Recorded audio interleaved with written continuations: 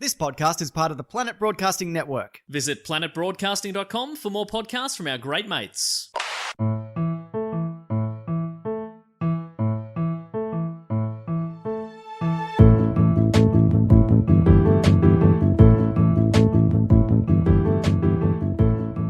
Hello and welcome to another episode of Do Go On. My name is Dave Warnicky, and as always, I'm sitting here with Jess Perkins and Matt Stewart. Hello, Dave. Hello, Matt. Hello, Dave. Hello, Jess.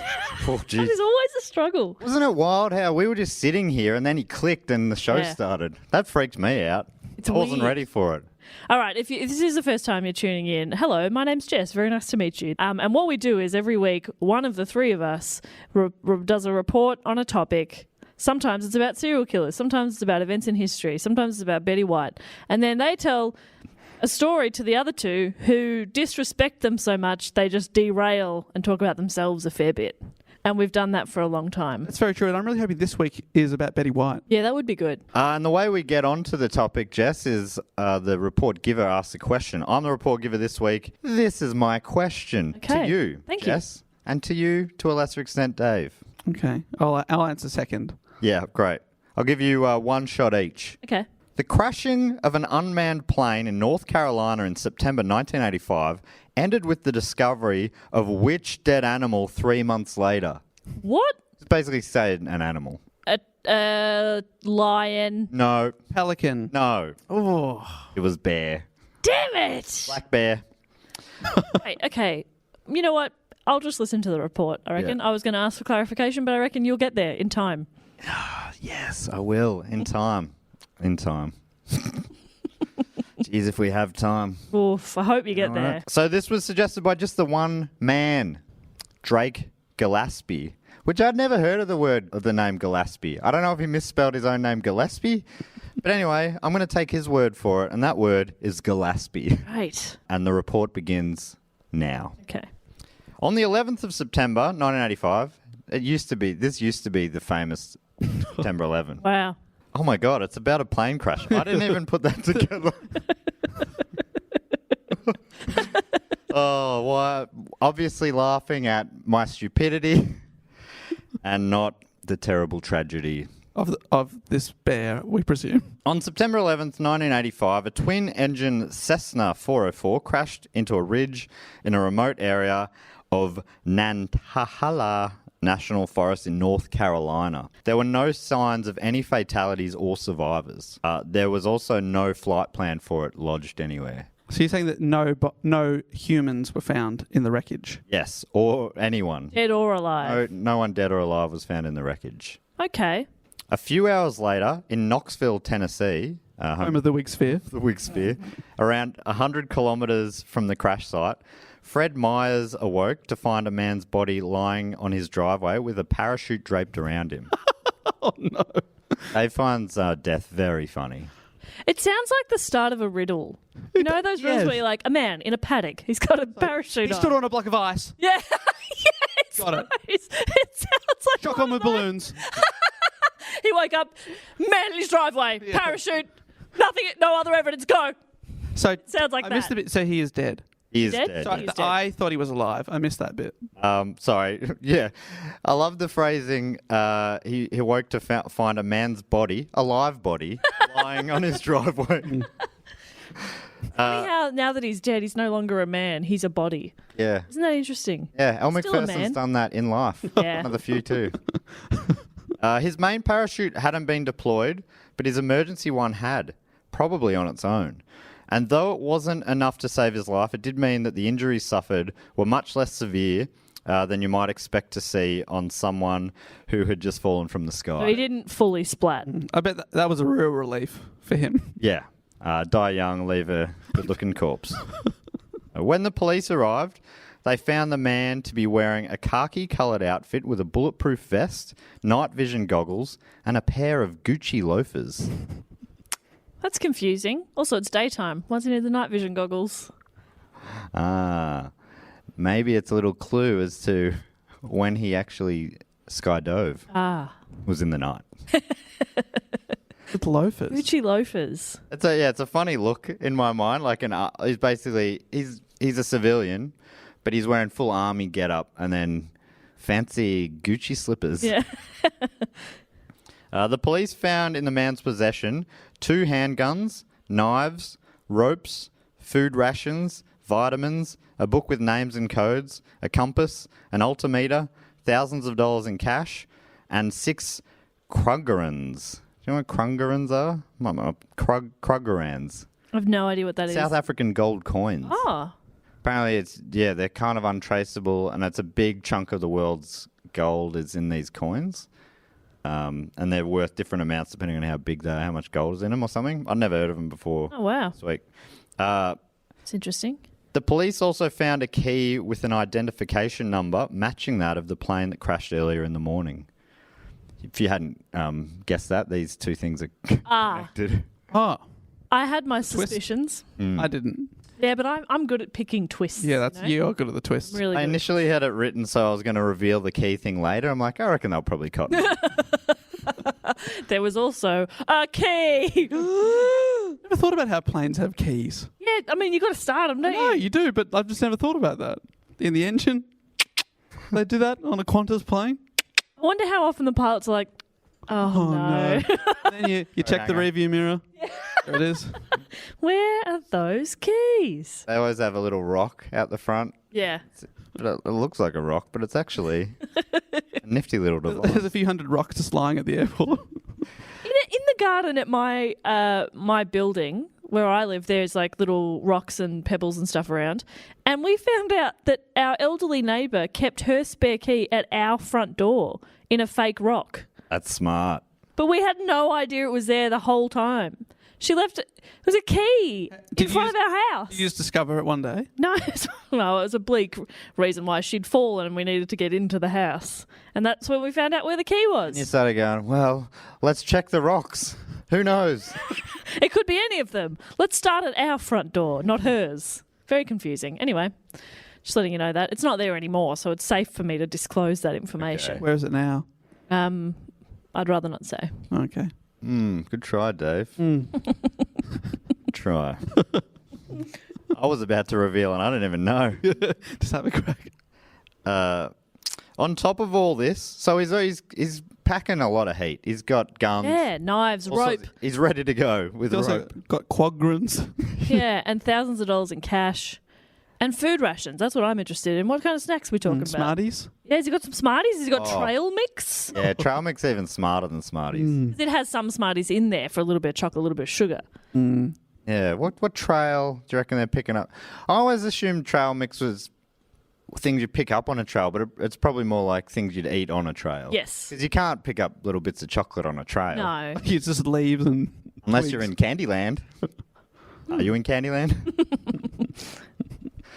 Answer me that. Dave, why didn't you? Answer me. I like to leave you. No, we're not in Candyland. I've tried to eat this chair. On top of all this, he was also wearing a satchel that contained 34 kilos of pure cocaine. Okay. Apparently worth around 15 million bucks at the time. Now, even more. But he's got rations of food. You're loaded, mate. Treat yourself to a roast duck. Are you saying you're loaded, or as in like you can go days without food because you've got so much cocaine you'll Bit of never, column A, bit of column B. never need to eat Is again? it an appetite suppressor? I don't know. In that jacket, I reckon you might. Just wearing a purple jacket. Classic cokehead wear. The cocaine packets had USA 10 written on each of them. Okay. I love a cokehead is also a patriot. USA. Yeah, that's how it was written. USA. Yeah, times 10. I'm saying that's how good we are. 10 times better than the rest. The police found 2 different IDs on the man, both featuring the dead man's photo. So obviously at least one of them was a fake. Was he dead in the photo? Yes. Yeah, how'd he do it? One for Andrew Thornton and a second for Andrew Bourbon. Okay, but it's most likely Andrew. Yes. I reckon it's most likely Andrew Thornton. Bourbon sounds like a fake name for sure. Well, you Yeah. are correct. They soon determined that the real one was Andrew Thornton. Full name, Andrew C. Thornton II. C. Why don't they? Yeah, the C's. It's not really a full name if you haven't said No, what I the said- C is for. Well, all right. I said full, and I hoped you'd let that slide. C short for Coke Man. Cocaine. It's short for Coke Man.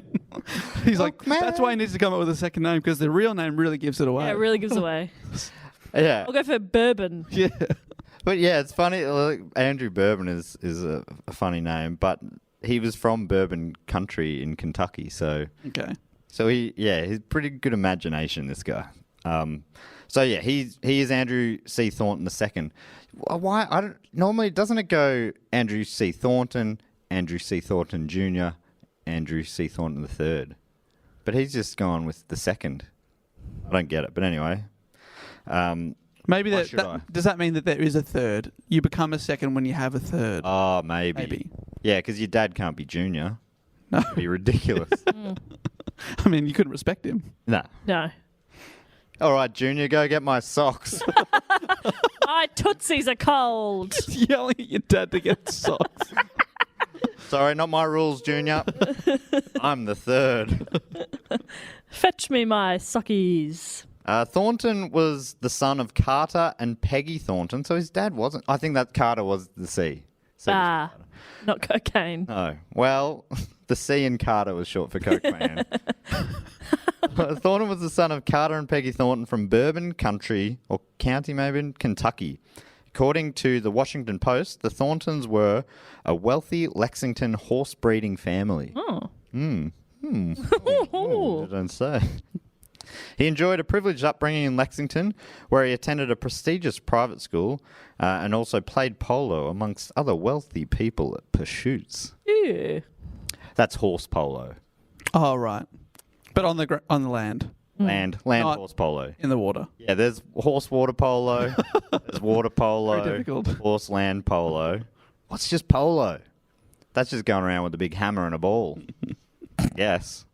Yeah. Croquet. Land croquet. Croquet. Croquet is polo. Glad we sorted that out. After school, he joined the Army as a paratrooper, and according to the LA Times, he served in the 101st Airborne Division in the mid-60s and was among soldiers sent to the Dominican Republic after a revolution.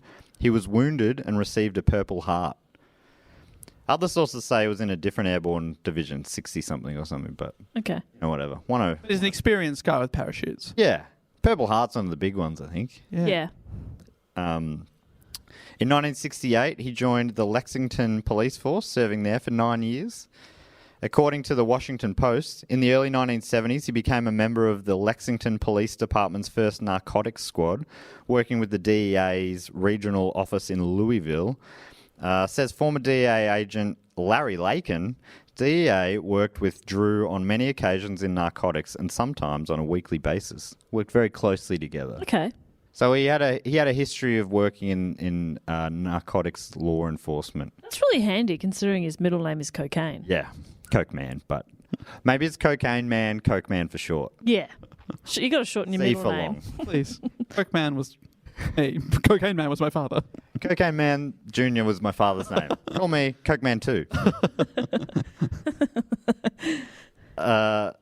He also worked his way through law school at the University of Kentucky while on the force. The guy's got a lot of careers He's happening. got a lot going on. I think he's still in his 20s.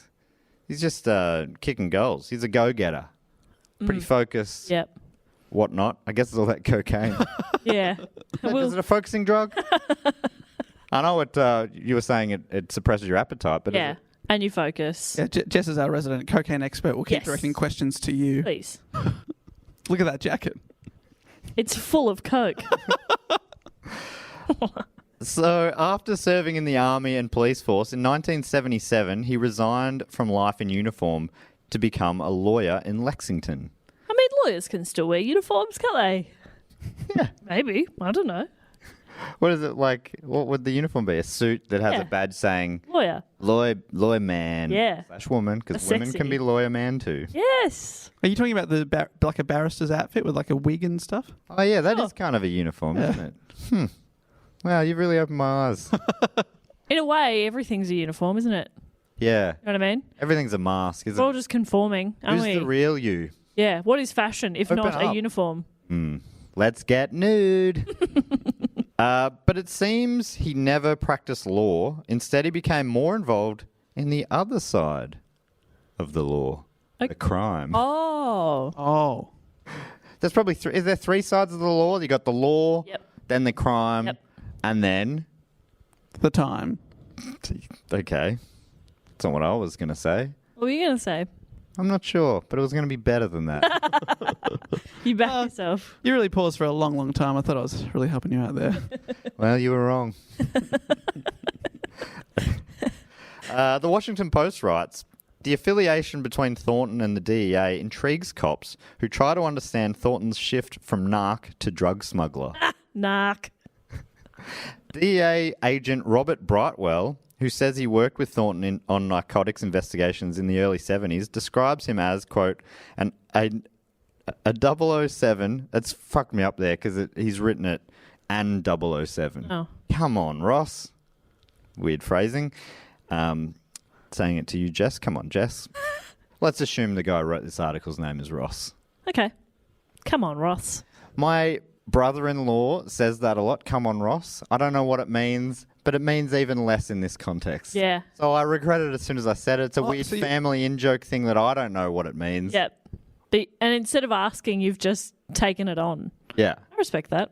It's just fun to say. Come on, Ross. Oh, come on, Ross. It's fun. Yeah. Anyway, the quote is, a 007 paramilitary-type personality, an adventurer driven by adrenaline rushes who became bored with being a cop. Mm. That's why he went to the other side. Yeah, for the thrill. Skip forward to 1981 in Fresno, California. Fresno, home of the Fresno Tacos baseball team, I believe. Probably one of the best mascots. Taco. It's a taco. Yeah, their emblem is a taco. That's good. How good's that? I love a You'd be mascot in you that. can eat. Yeah, edible mascots. Much like the Brisbane Lions. Yes. So we're skipping forward to 1981 in Fresno, California, and he was one of 25 men being accused of the theft of weapons from the China Lake Naval Weapons Center and of conspiring to smuggle 1,000 pounds of marijuana into the United States. 1,000 pounds. 1,000 pounds? That's a fair bit. Yeah, I don't know how. I have no idea what that means. Pounds less than a kilo? Yes. So it's not that. Probably not even that much. Probably put it in your Whatever. pocket. Probably a weekend at my house, you know. Nah. I don't know. You're doing coke and marijuana. I mean, it's a gateway, isn't it? That's what they say. Yeah. So you've used like a weird step. cocaine as a gateway to marijuana. Yeah. Yeah. Wow. You know, once you start at coke. There's only one way down. Yeah. If you keep going down this slippery slope, soon you'll be under like cornflakes or something. Yeah. Man, I hope it never gets that bad. Yeah. You know, cornflakes was invented to stop masturbation. Is that a thing you know? We should talk about Mr. Kellogg's. Harry one day. Kellogg's or whatever his name is. Ross. Making, Come on, Ross. making a food so boring it'll stop kids wanking. What a character, Kellogg's. His name's Kellogg as well. Kellogg. You thought about it before? I hadn't. Kellogg. What a... I don't like it. I love it. Oh. Dave, how do you feel? It's one of the all-time great names. Okay. Kellogg. That's us in a nutshell. Yin and yang and another yin. So the 25-man ring that was all caught up in this thieving conspiracy included other former Lexington police officers and was linked to a group known only as the Company. Ooh, I like that. The Company was described in a 1980 federal indictment paper as, quote, a dope and gun running syndicate with more than 300 members and $26 million in boats and planes. I mean, a name like The Company can either be like, yeah, drugs and guns or improv. Know what I mean? And both of them have $26 million of boats and planes. Yeah. You know, it's either going to be like a cute little theatre company or drugs and guns. There's no in between. I love the idea that they do both. Yes. I mean, you got to be able to switch off. Yeah, once you get to international waters, their games of space jump they take it to go the next level. off. Okay, I need a scenario. Stealing coke. Oh, we've done that one. Can we? Weapons. Come on, I want to escape from our Monday to Friday. It seems that Thornton was one of the key players in the company. I believe maybe even one of the head honchos. Oh. And honchos. And hunkos. Oh, wow. Is he a babe?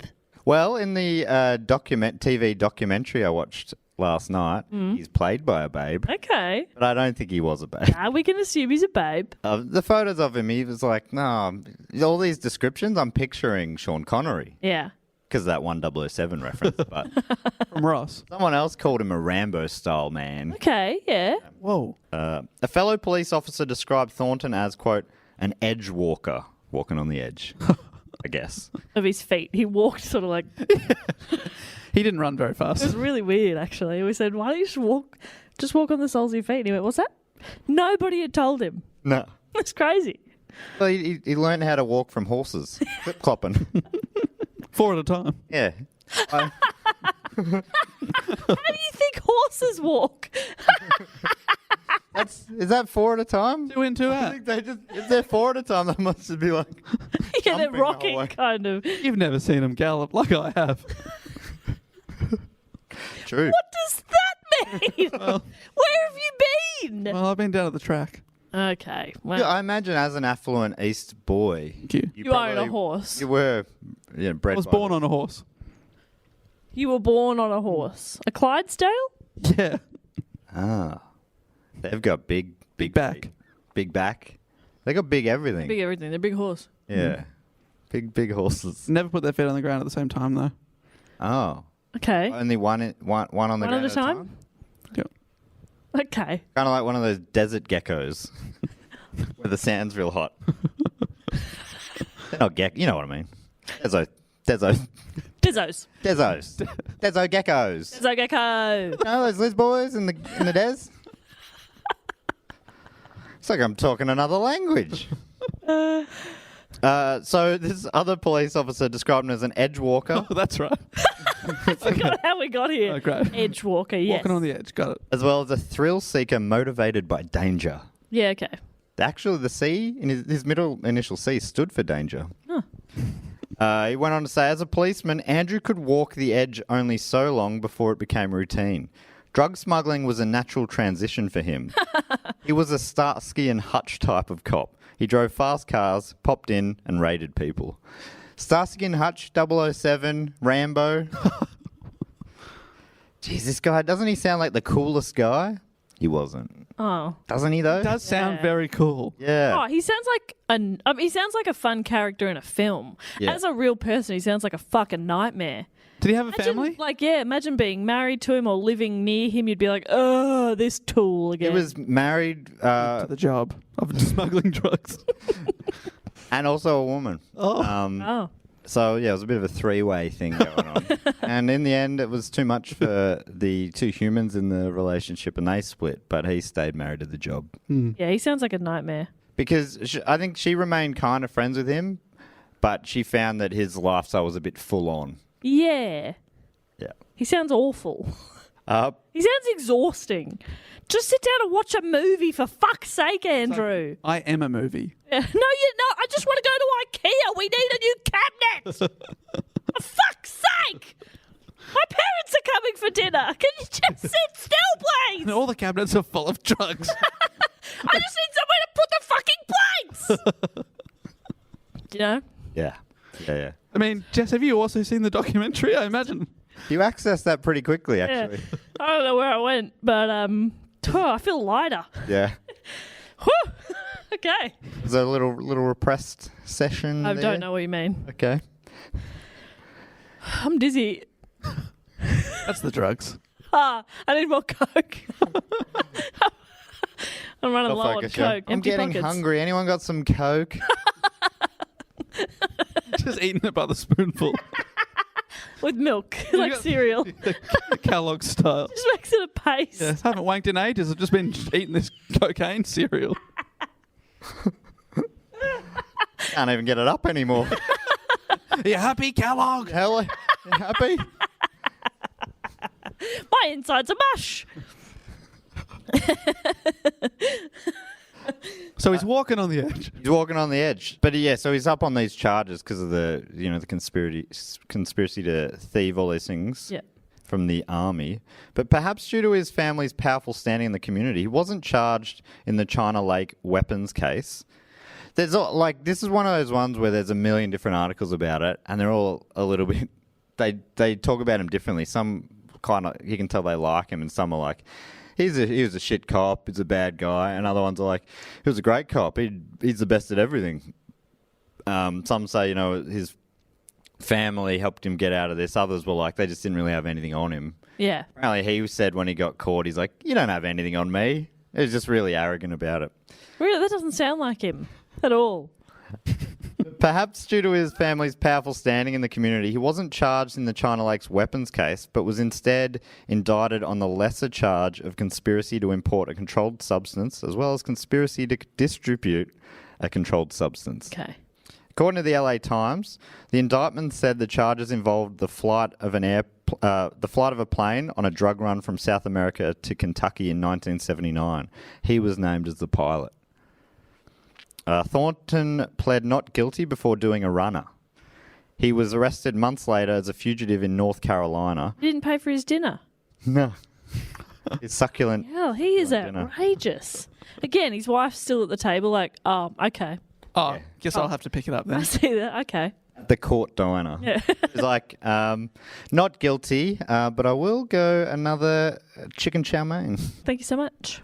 Yeah, so months later, they finally caught up with him, arresting him in North Carolina while he was wearing a bulletproof vest and carrying a pistol. You'd think fleeing would have led to a more severe punishment, but after pleading no contest to a misdemeanor drug charge, any felony charges were dropped. As such, his sentence was relatively light, with 6 months in prison and a $500 fine. Jeez, that would have been pretty rough on him, right? $500. $500. 500 big ones.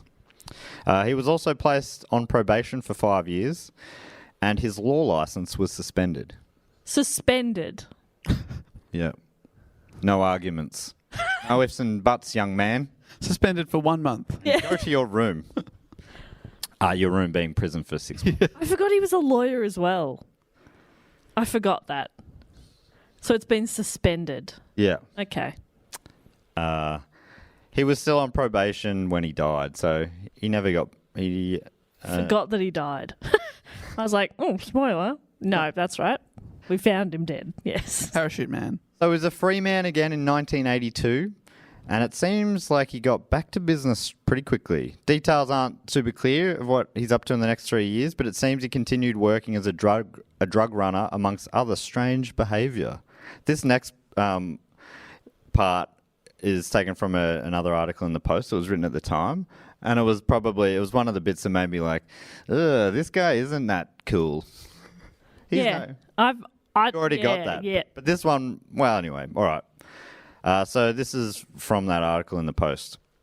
Anticipating a nuclear holocaust, although some of this would have put him in good stead for what's happening in the world right now, but unfortunately he's super dead. Okay. Anticipating a nuclear holocaust, he stockpiled paramilitary weapons, maybe not that bit, freeze-dried food, and stockpiled gold coins. He wore camouflage fatigues and swastikas. Okay. That was the bit that made me go like, oh, he's a Nazi. Oh, that's the bit that made you a bit iffy on this bloke, was it? That was the bit that really made me go, huh. Yeah, and that one kind of turned me against him a bit. Gotcha, yeah. Now okay, he's cool. a genuinely bad guy. Yeah, swastikas, that's the name for the Nazi version of that symbol, or is that... Because he also was apparently big into meditation and stuff. And didn't that symbol used to be about something else? I believe so, yeah. Anyway, that was the only article that I saw the word swastika written. Okay. It really pricked up my attention. Pricked up my prick radar. A bit of a prick, this Nazi guy. That's a hot take. Thank you. I don't mean to have such a hot take, but I do reckon Nazis are bad people. There, you said it. I don't apologise for that. No. I stand by that. I'm happy to put that on the record. I reckon you'll panic at it and take that out tonight. I don't want to offend anyone. Yeah, I panic at it by taking out bits I think might offend. Dave panic edits by any facts he got slightly wrong. Which might offend people. Yeah. Me. So he wore camouflage fatigues, swastikas, and bulletproof vests. Loved his bulletproof vests. And he talked about eyes for eyes and teeth for teeth. Vengeance sort of stuff. He had become increasingly paranoid. He surrounded his farm with concertina wire, setting up barracks and digging trenches, Oh, wow. according to Kentucky State Police. Really getting into it He's now. ready for trench warfare. He's going back to World War One. Let's do this. Thornton's farm was the subject of aerial and ground surveillance several times following reports that Thornton was operating a guerrilla warfare training camp for mercenaries, according to Sergeant Ralph Ross. Were most of the mercenaries farm animals? Yeah. Training pigs. As in pig with like black on its face. Could Sergeant Ralph Ross be the Ross? Maybe? Come on, Ross. Sergeant Ralph Ross. Ralph Ross is a great name. Ralph Ross is incredible. What's Ralph short for? Ralphayette. Thornton consistently maintained that nothing illegal occurred on his farm. That pig wanted to wear that military fatigue. Find me a pig that doesn't want to wear a bulletproof vest. Find me one. I challenge you. They're like, I damn, thought you were talking about the cop. You're talking about a pig. An actual pig an on actual a pig on the farm. Yes. I'm like, Dave, I'm not calling. this is strong language from you. No, I mean a genuine pig. He's lost it. He's training farm animals for guerrilla warfare. Yeah. He's trying to get a cow to hold a grenade. Yeah. And Which it's is hard. oof. Yeah, that is Can't. hard for him. I would have picked a different animal. Like some kind of Chicken. Yes. Under the wing. You try- I was thinking they could at least hold it like in its claw as it flaps a little bit. Oh, a Drops little it, talon flaps thing. away. Oh, that's fun. Let's face it, he tried every animal. Yeah. A lot of it went wrong Yeah. before he found the ones that worked. Yeah. He blew up a few cows. Yeah. At dinner. You know what they say? You got to blow up a few cows to make a chicken chow mein. How does that saying actually go? You got to Crack a few eggs to make an omelette. Right? Yeah. to make a chicken chow mein. You Eggs, of course, being a key ingredient of chicken chow mein. I have no idea what a chicken chow mein is. You It don't sounds say. delicious. Succulent even. Oh. A friend described the kinds of planes Thornton flew as a smuggler's dream. Okay. Only thing would have made that better. Just Smuggler's heaps- wet dream. Heaps of cabin space. Oh, yeah. Drugs. Yes, yes. Yeah, You well, don't have to. So you could just sit comfortably, not surrounded by drugs. That is right. There was a lot of space for drugs. They ripped all the chairs out of them. Only the pilot's chairs remained. And they also fitted them with special fuel tanks that meant that they could fly extra long distances. Wow. that is a smuggler's dream. When you said smuggler's dream plane, I imagined Wonder Woman's invisible plane. Now that's a smuggler's dream plane. Fuck yeah. I imagined a really big arse cavity in the back of the plane somehow. Pack it full. The plane's just like, nothing. Waddling around. Played sweating. I think one of them may have broken. I feel really focused and not hungry. The plane just starts zooming off. Still, you got a whole plane and you're still putting it in little condoms. I've got 8,000 condoms back there. Just put it in a bag. Oh, yeah. Oh, shit. So these alterations they made to the plane made them perfect for a trip from, say, Colombia to the United States. For example. For example. Could be anywhere. Could be anywhere, but that's an example. And on September the 11th, 1985, that seemed like exactly what he was doing. Okay. Or at least on the 10th, sorry. The crash happened early on the 11th, but yeah, on the 10th, that's what he was doing. He was flying a big load of coke up that tightly packed aeroplane's ass from Colombia to the States. Police retraced his path by finding multiple satchels of cocaine dropped into places like national parks along the route. On purpose? Yes. But so these discoveries made it clear that he'd flown up from South America. They sort of followed it like a Hansel and Gretel Yeah, right. path, or a Hansel and Charlie path. A real trail mix of cocaine, if you will. Oh, that's what they should do. Imagine trail mix and instead of the little chocolate bits, cocaine pills. Why not as well as? that a Why thing you can't can you do? still have a little chucky treat? Fantastic. Fantastic idea. Can we Go copyright into that? business? Yes. Let's form the company. A company. A 2, 3, 4. We're a dance company. Yeah. Having made the majority of the journey back home, though, Thornton put the airplane into autopilot and jumped. Oh, Why he chose to do this remains unclear to this day. because he's dead. Yes. So he dead men tell no tales. Learned that from a pirate once, Oh, or at Johnny least a Depp? pirate's movie Johnny title. Is that it? I haven't seen it, but yeah, probably Johnny Depp. Yeah. Hello, I'm Johnny Depp. yes. I'm a pirate. Yep. Oh, hey, I'm based on rock and roller from the Stones. Now do Jeffrey Rush in that movie. Richard. Jeffrey Rush? Do Jeffrey Rush in that movie. Hello, I'm not very good. Apparently, allegedly. But I'm quite litigious. Edit point. That's a panic. That's a panic edit if I've ever seen one. I don't want to offend him. No. Because he'll take me to court. But you're dressed But and I'm ready to go. Ready to represent myself. Well, Your Honour. Guilty. You walk into the courtroom. Everyone just knows. Guilty. So he's jumped. People aren't sure why, but it seems like this is why he was dumping the cargo along the way. He was getting ready to jump. Had he dumped all the coke or just some? Well, he jumped with a big chunk of it on his person, Oh, and the rest no. had been dumped. So when the plane was found, there was no coke on board. Right. No survivors, No. people or coke. Whatever the case was, he was an expert skydiver and the type of guy who wouldn't even let anyone touch his pack. He was a fanatic about his equipment, according to a friend in Lexington.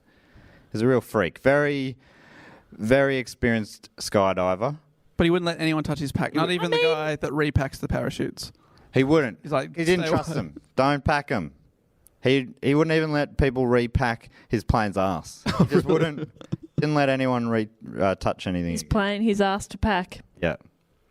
He thought of his parachute as kind of like his second anus. Yeah. No touching. Maybe one of the reasons why him and his wife broke up. She was in arse play. He wasn't. He wasn't willing to try or communicate. Which, you know, sad, but that's love, isn't it, in the end? What? Yeah. Ass play. It's a phrase that I only heard relatively recently, and it's real fun. Oh, it was in some sort of a show. Okay, good. Yes, that narrows it down. Come on, Ross. What was it? It's not like people are watching a lot of It was a shows podcast. at the moment. It was Okay. a podcast. And they were talking... Anyway. It's in another podcast. Ass play. It means playing with your ass, I think. I'm not a virgin. You want to scream that in court? Your Honor, I'm not a virgin. Or say. Objection. Proof. Objection, he definitely is, Your Honor. Sustained. So it was a very good jump, a very experienced. So it was surprising to those who knew him to hear he had died in a skydiving accident. Yeah. Knoxville, It wasn't surprising that he was found with hundreds of pounds of cocaine strapped to him. Oh, yeah, did he have the gold coins? Yeah. That's him. Yeah. He was a How many guns did he have on him? Yeah, that's Andy, yeah. bit splattered. But, well, weird. That's not like him. Not my boy. That's his mum. Knoxville Police Lieutenant Jerry Day described him as quote, a kind of survivalist, an individual who was expecting trouble and ready for it, which explains why his body was found with weapons, food, ropes, night vision goggles, etc., etc. Picnic hamper. But unfortunately for Thornton, it sounds like his overpreparedness might have caused his downfall, quite literally. According to the New York Times, he fell to his death because, quote, he was carrying too heavy a load while parachuting. Yeah, yep. He got greedy. Greedy. The fact that he was such an experienced jumper and he miscalculated the weight he could carry makes it seem like the jump wasn't pre-planned. Some people say maybe this was always the plan. He was always just going to let the plane go and crash. He was going to land and meet someone where he was going to make a deal. But it seems like that's probably not the case, just because he otherwise wouldn't have had such a heavy load on him.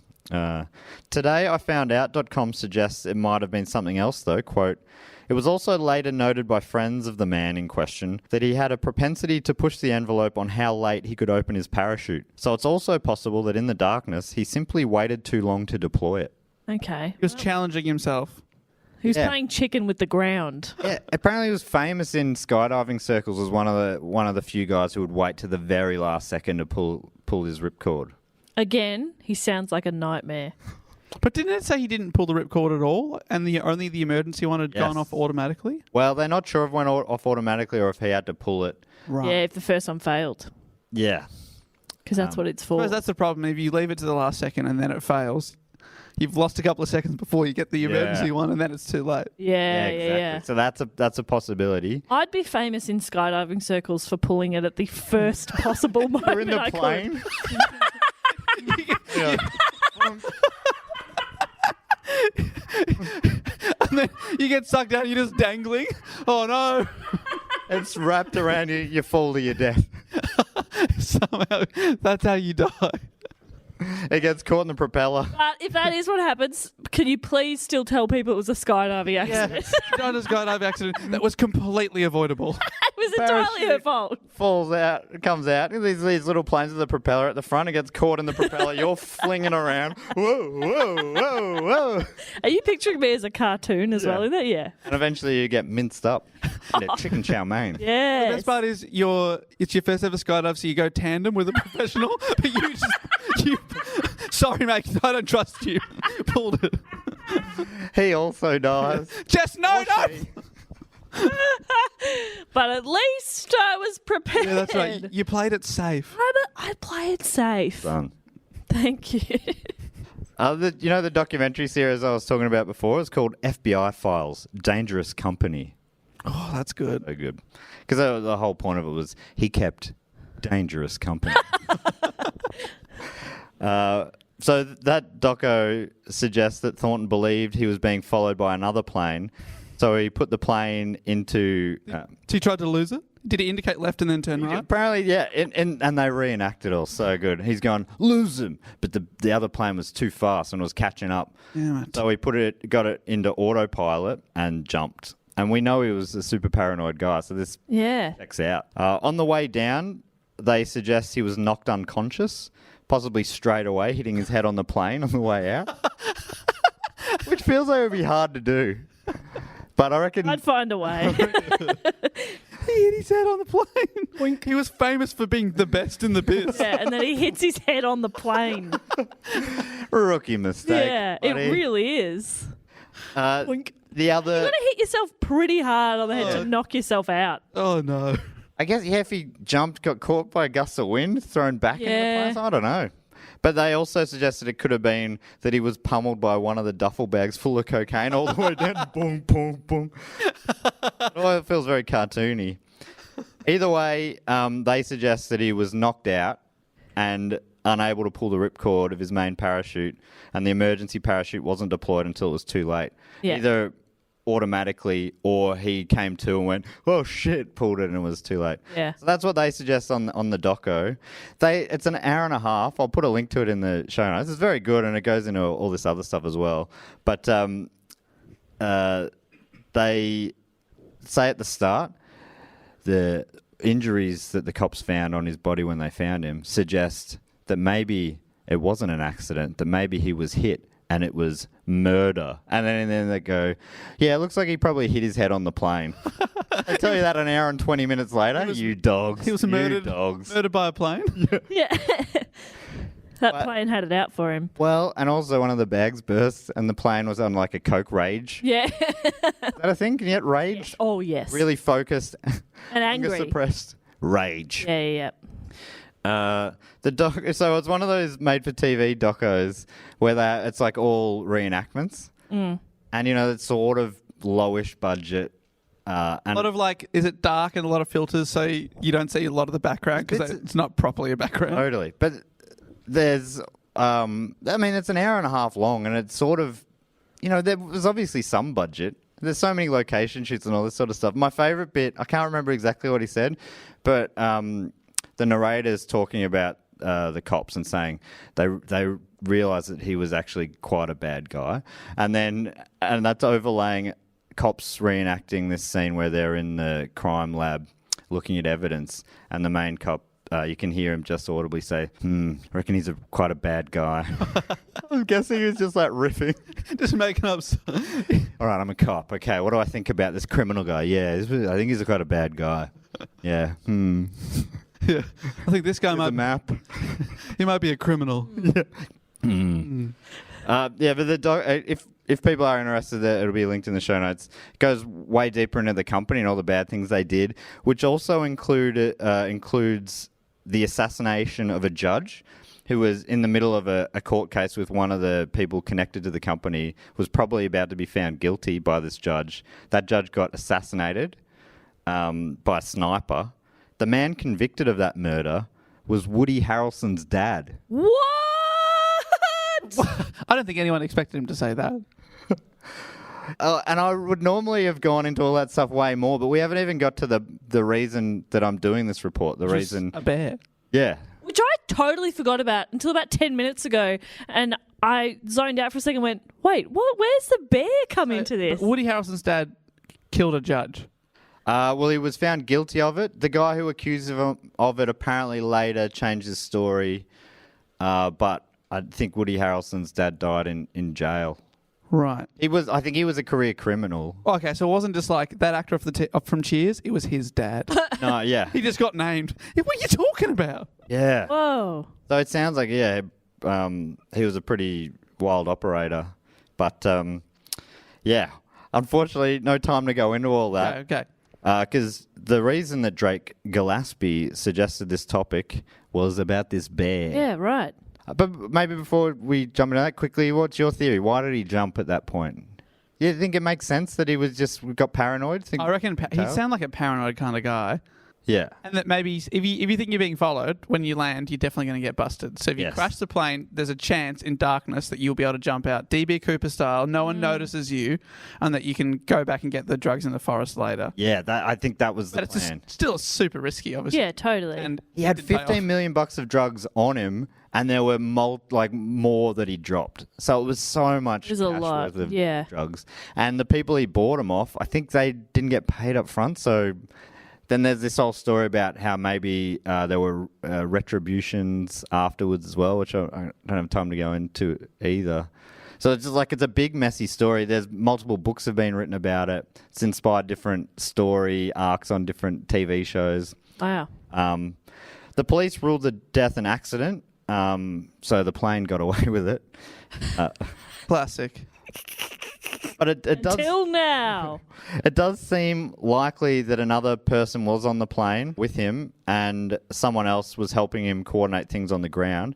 The New York Times reported in 1988 that, quote, 2 people were indicted on charges of conspiring with Mr. Thornton to import the 880 pounds of cocaine. I couldn't find anything that had come of those charges. Right. I think one of them was his girlfriend at the time, and she was the one on the ground, allegedly. She was just wanting to go to IKEA. Yep. Oh, this wasn't his wife. This was her girlfriend. I know, but Okay. I mean, Still, lots of people like to go to IKEA for Two stuff. different people wanting to go to Jeez, he has a type, doesn't he? Hey, he meets them at IKEA. Yeah. And then he changes. Yeah. Like that.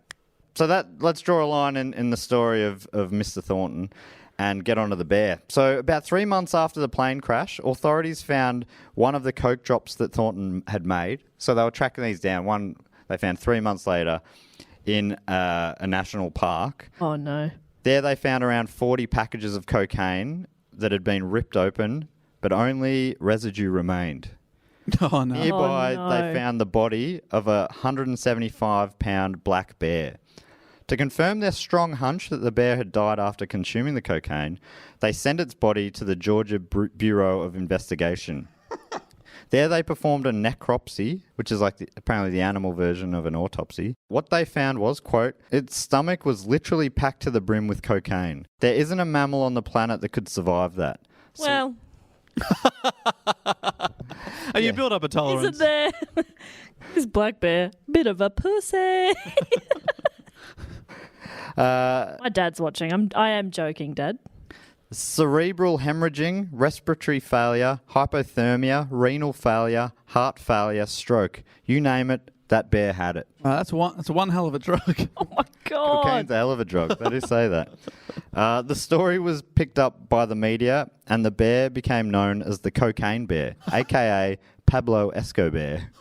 Okay, that's cute. But it's not the bear. I mean, the bear didn't know, did it? It wasn't like, sweet, heaps of cocaine. It's not like it wasn't snorting it. No. Yeah. Well, we assume. Yeah. It was just like, food. Oh, yeah. I feel good. More food. Yeah, what a weird food.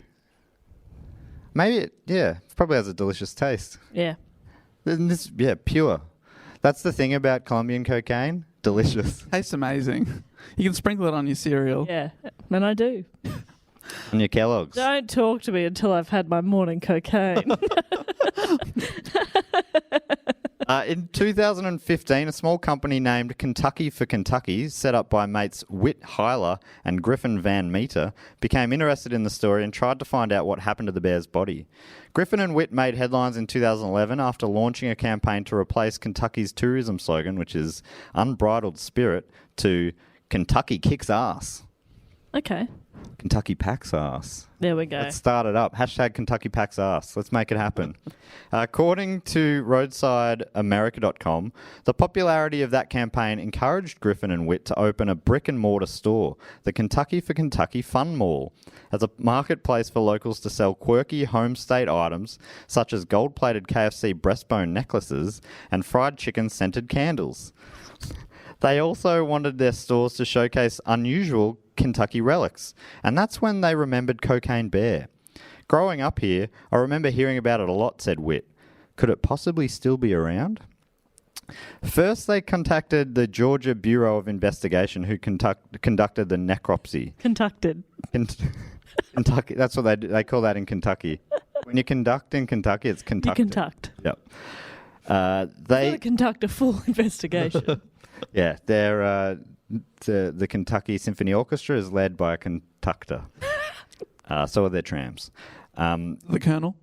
Yes, they all look like that there. They spoke to an examiner who remembered the incident well. They said that despite all the damage the coke did to the bear internally, apparently the bear's body remained in good cosmetic shape. Quoting from Kentucky's website, Kentucky for Kentucky's website, such good shape that he thought it would be a shame to just have it cremated. He contacted. Talking is so hard. And so like this thing, every 3 weeks I read a 20-page report, and I still don't know how to read properly. I hit words in the syllables all wrong. Anyway, people know this. I don't know why I'm telling you. You know it better than anyone. He contacted a hunting buddy who did taxidermy, had it stuffed, and then gifted it to the Chattahoochee River National Recreation Area, where it was displayed in the visitor center. So they called the visitor center, this is the Kentucky for Kentucky fellas, but he wasn't there anymore because, quote, apparently in the 90s, the threat of an approaching wildfire prompted park employees to evacuate the area's facilities. They took the few artifacts they had, including the cocaine bear, and put it in temporary storage in a nearby town called Dalton. But a month later, the storage was robbed and the bear was stolen.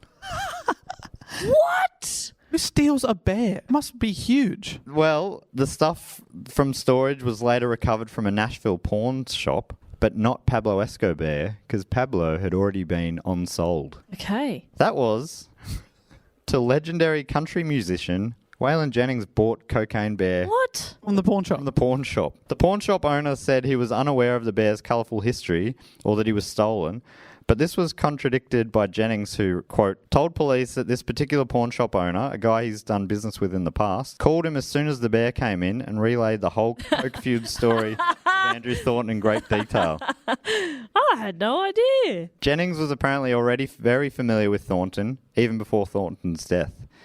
From Kentucky for Kentucky again.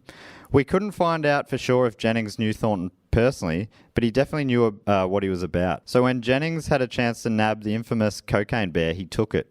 He gave the bear to his Kentucky-loving friend Ron Thompson, who was a Kentuckian, whatever they're called. Kentuckan. Who's the guy who told him all about the Thornton story, and was possibly knew Thornton personally as well, but that's not clear. And Thompson displayed it in his Kentucky-themed party mansion in Las Vegas. Oh, my God. Bear's gone on a real journey. And he has a after Depp. Kentucky-themed mansion. Yeah. That's A one of party. his mansions, and that one is Kentucky themed. Yeah, he has 50. One for every But state. then never in the state they're from. Oh, 49. He said it'd be cold in the dead in the cold ground before he had a Missouri party mansion.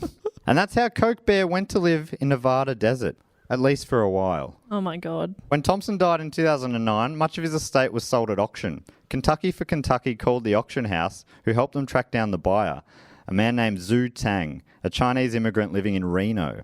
He bought the bear uncontested for the opening bid of $200. What? I would buy it. It feels like just How much? $250. It feels like, yeah, it's funny they didn't get another bid, but then, you know, it's a big dead bear.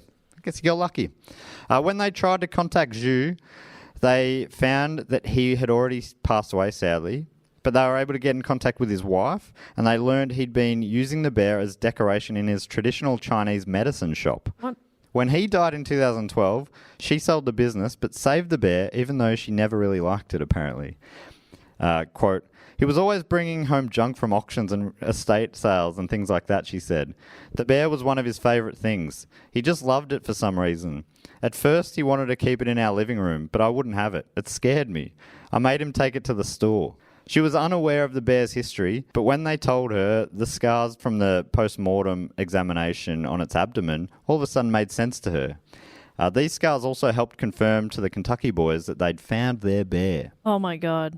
After telling her about the whole story and the quest to track it down, which took them a few months, Mrs. Sang at first said if they'd gone through that much trouble, they could have the damn thing just to get it out of her sight. All they had to do was pay for shipping. So in 2015, Griffin and Witt unveiled the cocaine bear at their fun mall. Quote, you wouldn't think that a cocaine bear would be for all ages, but kids love it, said Griffin. Everybody wants their picture with Cocaine Bear. According to Roadside America, Griffin and Witt are attentive parents to their furry showpiece. Cocaine Bear is given regular cleanings and outfitted with a Kentucky hat and an oversized gold chain. Dangling from its neck is also a flashy sign that gives the bear's proper name, Pablo Escobar, and ends with the warning, quote, don't do drugs or you'll end up dead and maybe stuffed like poor Cocaine Bear. And that is the end of my report about Andrew Thornton Oh my II God. and the Cocaine Bear. Far out. That was quite a journey. I don't know what to say. That's It's a funny wild. addendum at the end, right? What a journey they went on to find that bear. Yeah. Is it possible that that bear is cursed? 2 owners I had the quickly same died. thought. Yes, so they've had it since 2015 and seem to still be alive. Okay. But all these people taking their photos with it, all dead, All dead. including the kids. Oh, Yep. no. They're dying of old age. So it's very confusing. That is weird and amazing. Yeah, it's a wild story. I think the Waylon Jennings bit was the bit that made me go, all right, I'm listening. So, yeah, it's a funny postscript. Far out. Yeah, because the bear, it's interesting they latched onto it, because I think the bear wasn't even living in Kentucky, but it was connected to this Kentucky story, a Kentuckian Yes. Contusion. gave him the coke, I guess. So that's the connection there. Yeah, right. But wild story. Yeah, and what a great suggestion from Drake. Yeah, well done, Drake. Thank you so much, Drake Gillespie. Well, now we can move on to everyone's favourite section of the show, which is, of course, our Patreon section, where we thank the people that support the show on patreon.com/dogoonpod. Kicking off with the fact, quote, or question section, which has a little jingle. Fact, quote, or question. And the way this works is if you support us at patreon.com/dogoonpod, there's a bunch of different levels. This level is the Sydney Scheinberg Deluxe Rest in Peace Memorial Edition level. And if you support us on this level, you have to give us a fact, a quote, or a question. And each week I'll read out 2 of them, and you also get to give yourself a title. Other things on this level you get are so many things, including you get to vote on 2 of the 3 topics. You get 2... Should we announce? We should announce it.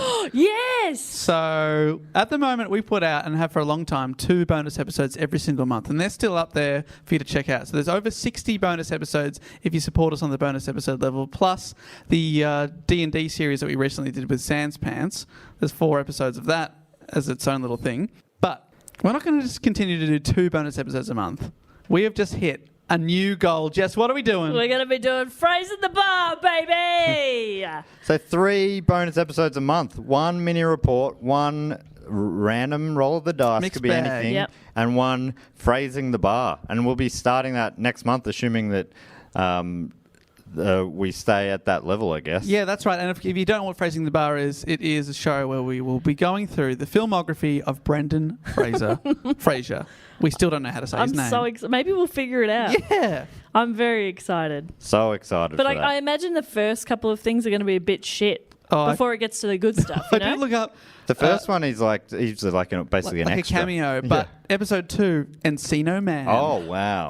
No. He hit the big time, baby. He hit the ground first, running. The first movie, yeah, I think it's more of a cameo appearance. I love it. I love that we're going to start with that.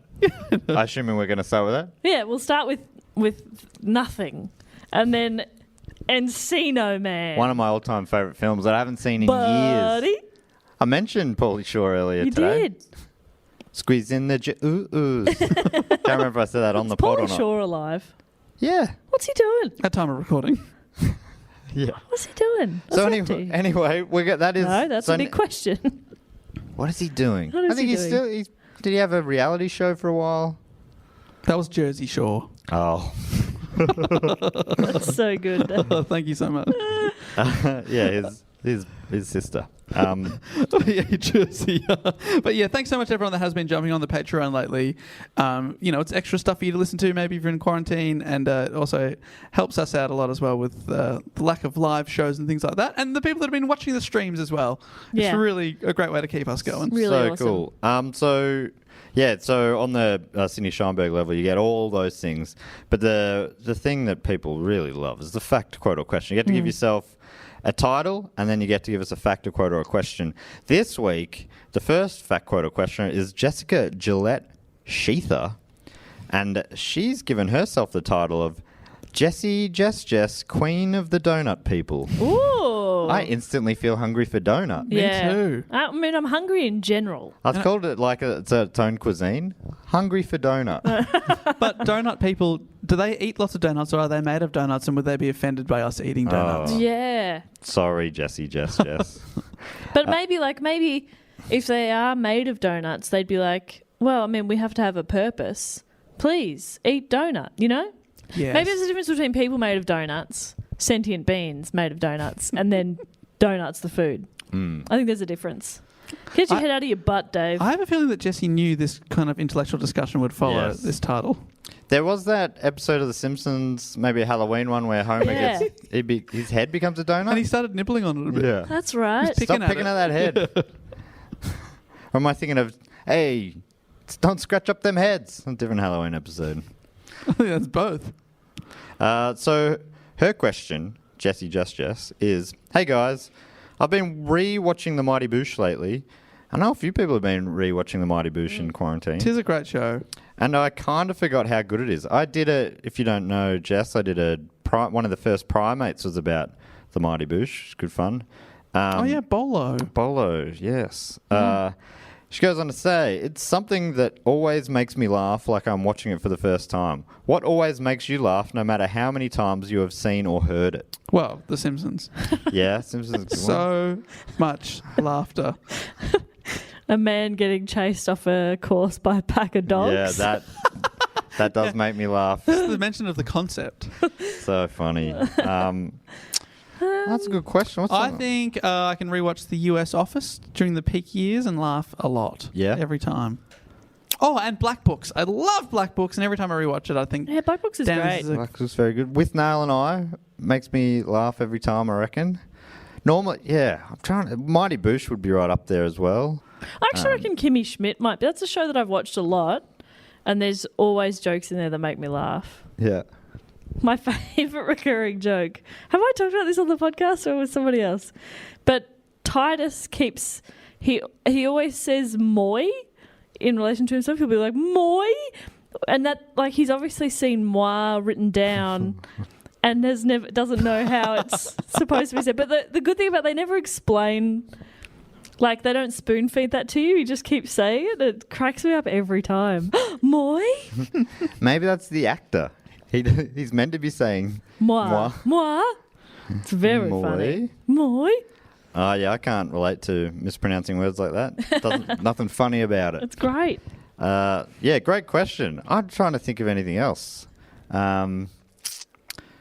Probably like Happy Gilmore. I haven't seen that in a long time. Seinfeld.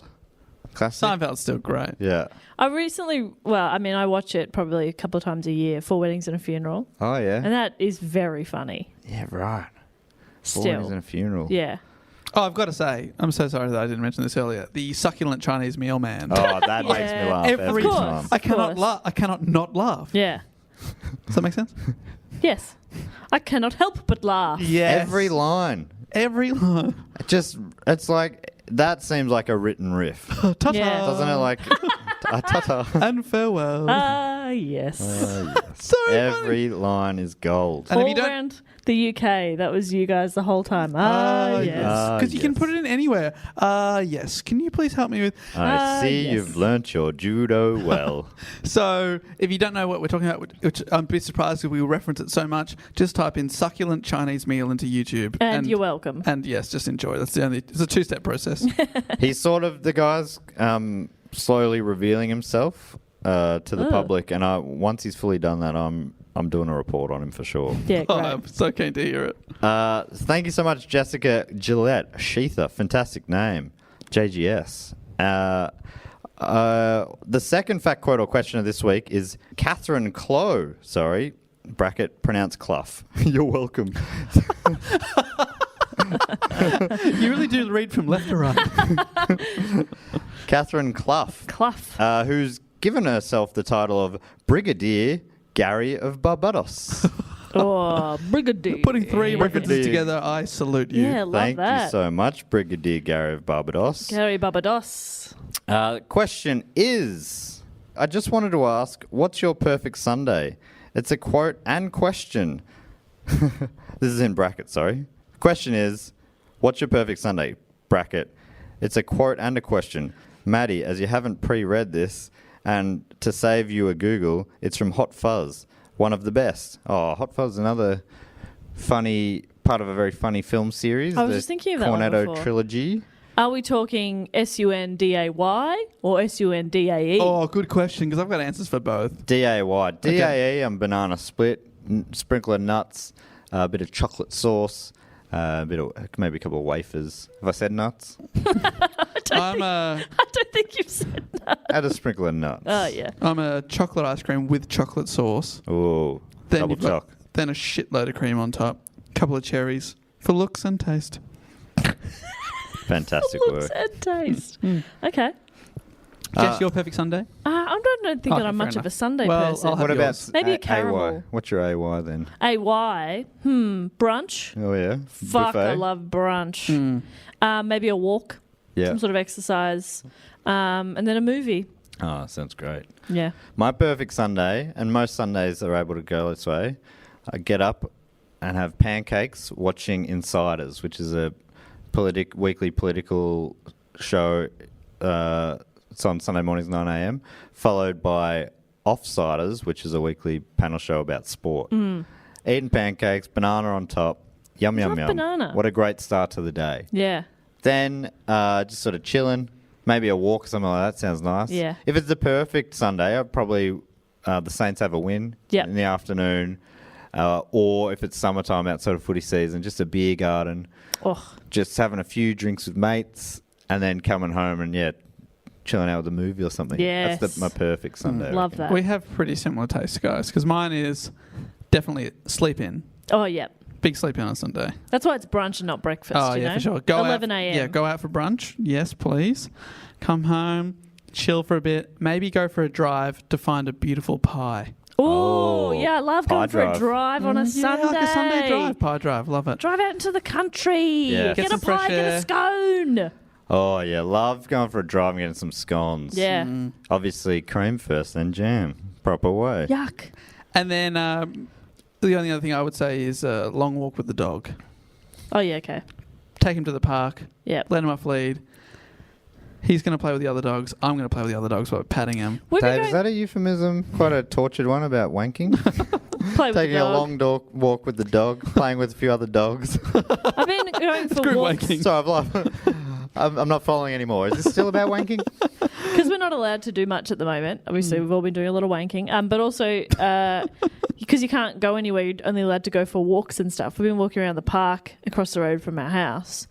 And the other day I was like, yeah, I prefer walking in the park because rather than like walking around the block, like in the streets, I think it's just too noisy. And my boyfriend was like, and because there's less dogs, because the park is filled with dogs. You like Love dogs? Oh my God, I saw 5 border collies in one day. What? 5 of them. Oh my God, what a day. Love those puppers. On Primates last week, we had this kind of conversation. Me and Evan are like, we both have friends like you guys, probably you two are, 2 of these friends are talking about, and we both don't really get it, but we're sort of just polite to our friends. We're like, look at that dog. We're like, oh yeah, look at that dog. Look at that dog over there.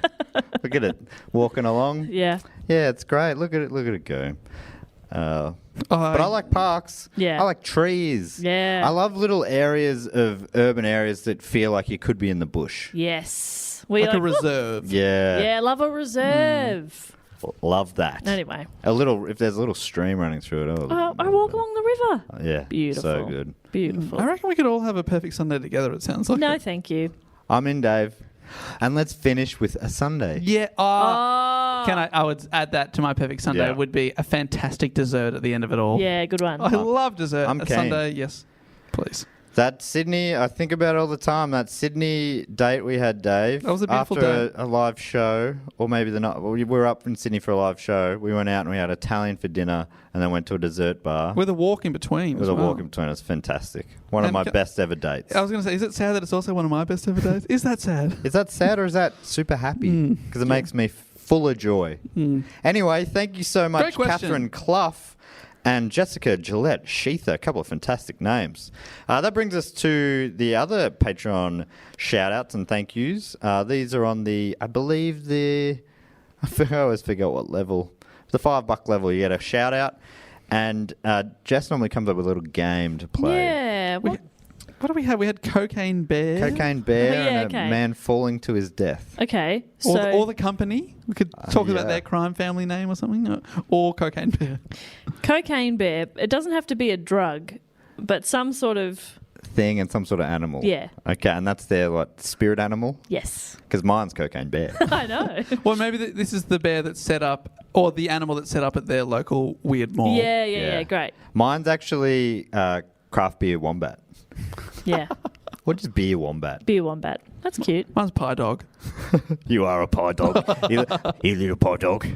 Oh, look at that little pie dog. Oh, yes, look at that little pie dog. Yes. They're so great. Oh, man, life's not worth living without pubs. That's a great, and this may be my favourite ever one you've come up with. That's fantastic. Okay. All right, well, I'm going to kick it off if that's all right with you.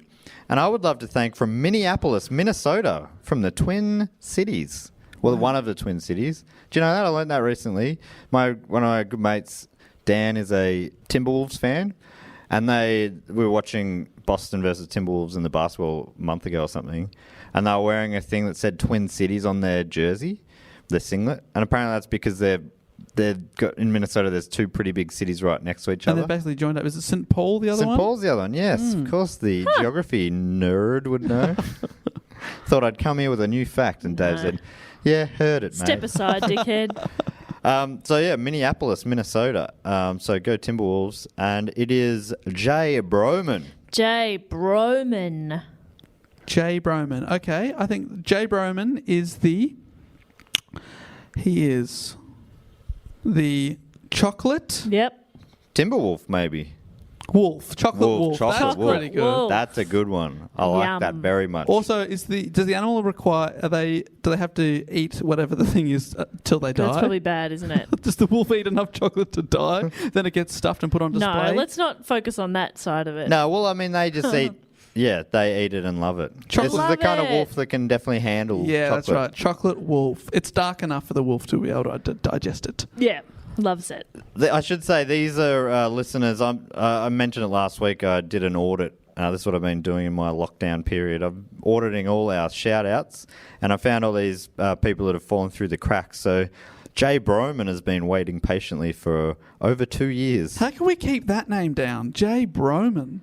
Also Good. waiting for over 2 years, Jacoby Austin DeAngel. Oh, fantastic name. Jacoby. We love your work. We absolutely love your work. From Sacramento. California. Okay, Jacoby is a cake mouse. Cake mouse. Oh, yes. Yeah, love that. I love when a food is bigger than the animal. Yeah, Yeah. that's cute. That's how much it likes it. It's Is like, that- I'm going to so- tackle that. Thanks, Jacoby, our cake mouse. What an absolute legend. Dave, do you want to thank some people? I would love to now, all the way from Fenton, Michigan, am I?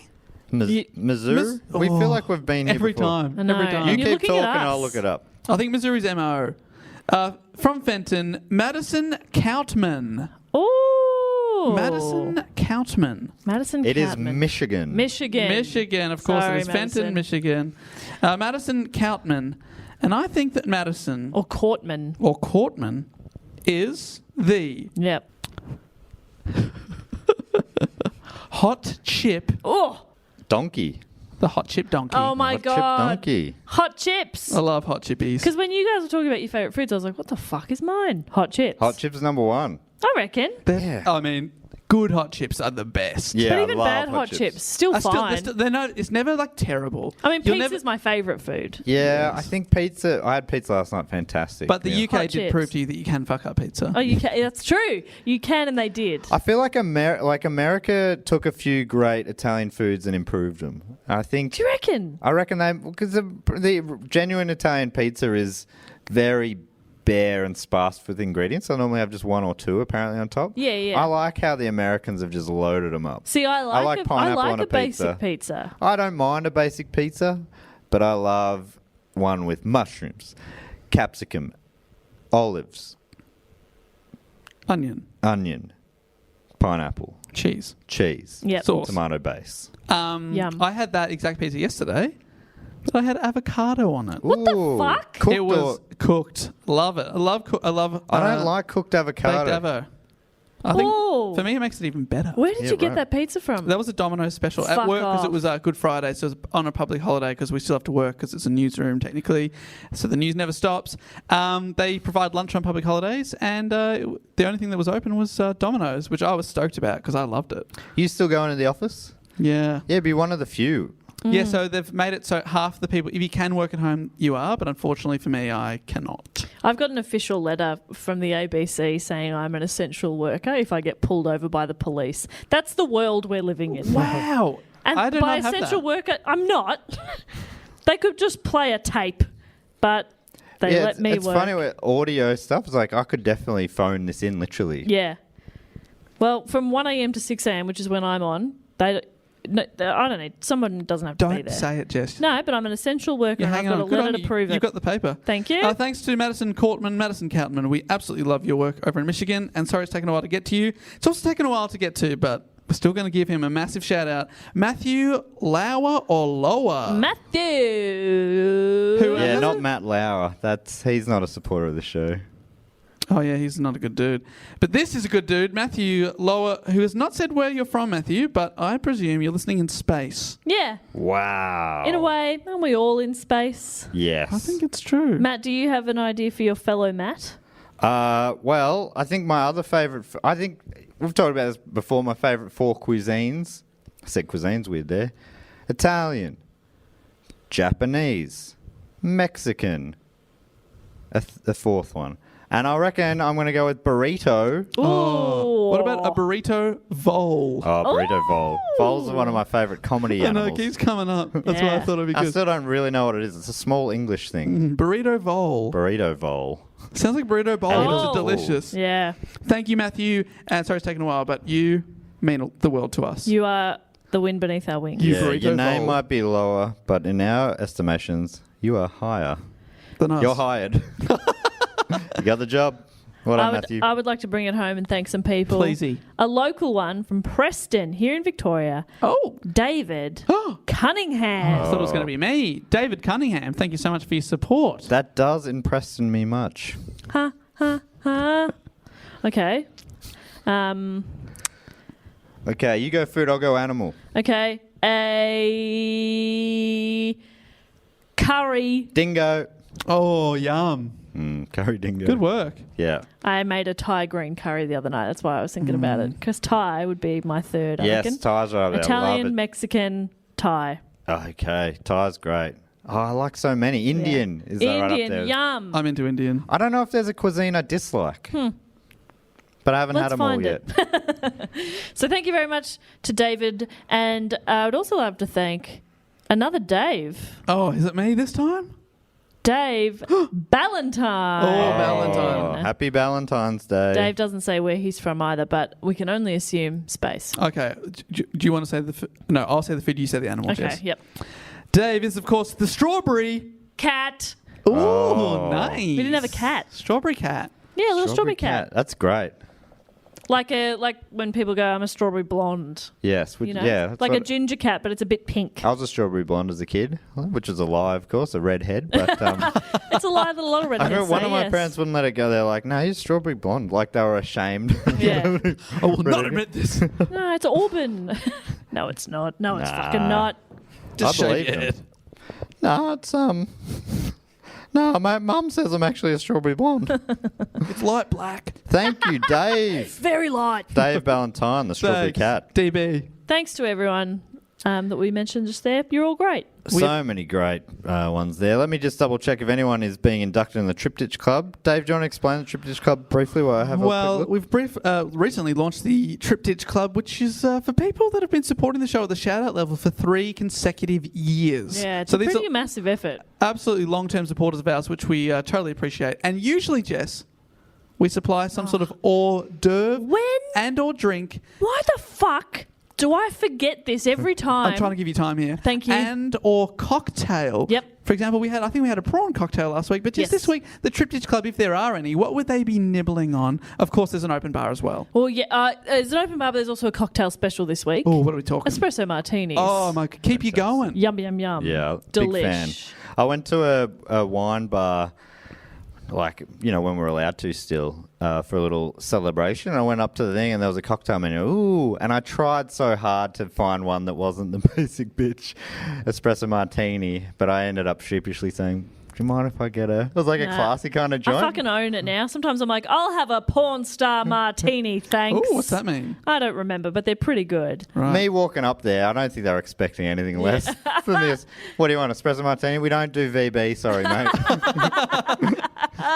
Yeah, we got espresso martinis Yes. and mini pizzas. Oh, yum. Oh, fantastic. I love finger food. There are a couple of inductees in the Triptych Club this week. From Missouri City in Texas, it's Matt Lass. And from Whitehaven, Cumbria in Great Britain, it's Scott Clark. Welcome. Please. Grab a mini pizza. Make Matt and yourself at Scott. home. If we can get you anything, let us know. And these are genuine Italiano mini Oh, yeah. pizzas. Yeah, Oh, fantastic. Just like Mama used to make No them. avocado on them, sadly. Sadly, no. But they are delicious. I think I do want to take back slightly what I said. I love both versions of the pizza. I don't want to offend anyone from Italy. Of course, I'm 1/8 Swiss Italian, so Well, you're not.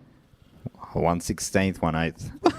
You say Potato, tomato, potato. you say tomato. I know, but do you want 1/8 of a pizza or do you want 1/16 of a pizza? It makes a big difference. Oh! I'll take 1/8, the amount that I am Swiss Italian. 1/8 sucks. That's I'm actually, I think I'm 1/4.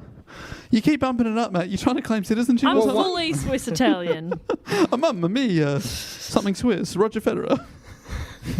Something Swiss. I couldn't get any. Chocolate. Yeah, there you go. that's Chocolate better. pizza. Mamma mia. Oh, that's fantastic. So that brings us to the end of our Patreon section, the best part of our show. That's right. It brings us to the end of the episode as well. Thank you so much for listening to us. Of course, many episodes for you to check out if you have only recently started listening. And if you want to support us on Patreon, patreon.com/dogoonpod. If you get on the, I think, DB Cooper level or the one above that, I forget what it's called, you can now get 3 bonus episodes a month.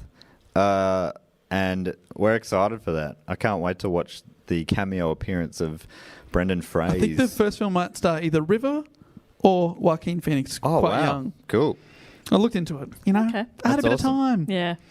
But yeah, thank you so much for listening. We'll be back next week with another episode. But until then, check us out on dogoonpod.com or follow at dogoonpod for all the social media needs. But until then, we'll say thank you and goodbye. Later. Bye.